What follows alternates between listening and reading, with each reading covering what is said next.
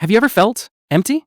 Not hungry, not tired, not sad about anything specific, just hollow, disconnected, like something is missing but you can't name it. Millions of people feel this every single day, and scientists now have a name for it: touch starvation. Your body is literally craving physical contact the same way it craves food. But here's what nobody tells you. Ancient people never felt this, not even once. Were ancient people touch-starved?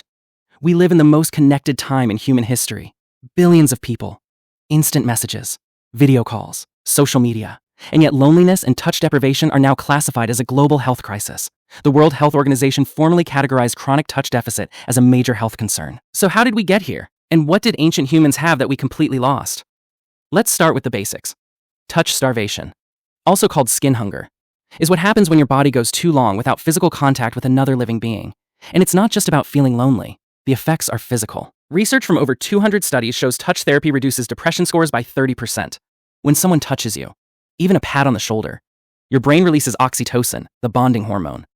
Oxytocin instantly lowers cortisol, which is your stress hormone. Your blood pressure drops. Your anxiety quiets. Your nervous system shifts from danger mode to safe mode. In other words, touch is not just nice to have. It is medicine, built directly into your biology. And here's where it gets really disturbing. A 2026 report found that the average urban adult now experiences 74% less non-sexual physical touch per day than they did in 2015. Not a little less, 74% less. We live in cities packed with millions of people, and somehow we touch each other less than ever before. Researchers call this the paradox of density. More people around you, less actual human contact, contactless payments, self-checkouts, delivery apps, remote work. We have engineered our environment to eliminate the very thing our biology still needs, and our bodies are paying the price. Now let's go back, way back, to a world before personal space, before don't touch me, before the concept of being alone. Ancient humans lived in small bands of 20 to 50 people. They slept together, literally, in piles, not because they were romantic, but because warmth, safety, and physical closeness were the same thing as survival. A sleeping human alone was a vulnerable human. Easy prey, easy to ambush, so they stayed close, always. They woke up touching someone. They cooked touching someone. They sat, ate, and rested touching someone. Physical contact was not a special moment. It was just Tuesday. But it went beyond just proximity. Ancient humans groomed each other, constantly. We know this because our closest living relatives, chimpanzees and other primates, still do this today. They pick through each other's fur, not just for hygiene, primarily for bonding. Primatologists call this social grooming. And it triggers the exact same oxytocin release in primate brains that a hug triggers in yours. Humans evolved from ancestors who spent hours a day in physical contact with each other. Your brain still expects this. But somewhere along the way, we got embarrassed by it. Robin Dunbar, the famous anthropologist who studied social bonds, actually argues that human language itself evolved partly as a replacement for grooming.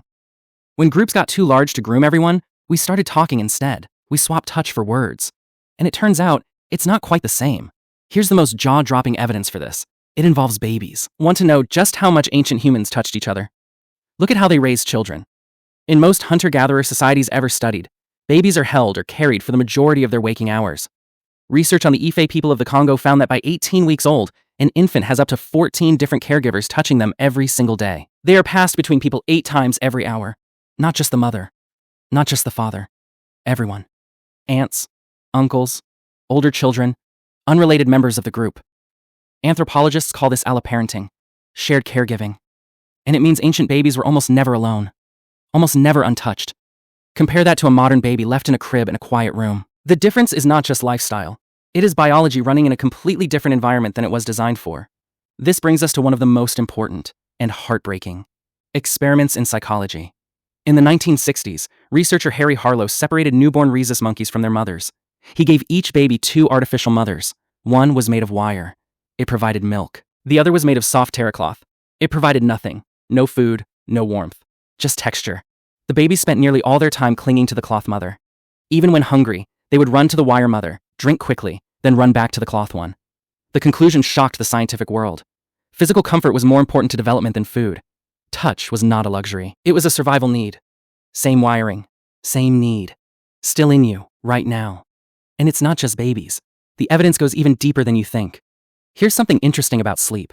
For almost all of human history, sleeping alone was considered strange and slightly dangerous. Across cultures, across continents, across thousands of years, people slept together. Not just couples, families, groups. Even in medieval Europe, much more recent than ancient times, entire families shared a single bed, often with servants or guests as well. The idea of a personal bedroom is only about 200 to 300 years old, and co-sleeping still produces measurable biological effects. Studies show that people who sleep with a partner have lower cortisol levels, better immune function, and lower rates of anxiety than people who sleep alone. Your body still expects to feel someone else nearby when it goes to sleep. The private bedroom didn't remove that expectation. It just left it unfulfilled. So here's the twist. Touch starvation is not a human condition. It is a modern condition. Ancient people didn't have a word for it. They couldn't have. The experience barely existed. They were surrounded by physical warmth all day, every day, from birth to death.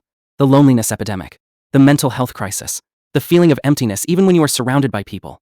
These are not signs of human weakness. They are signs of human biology running in an environment it was never designed for.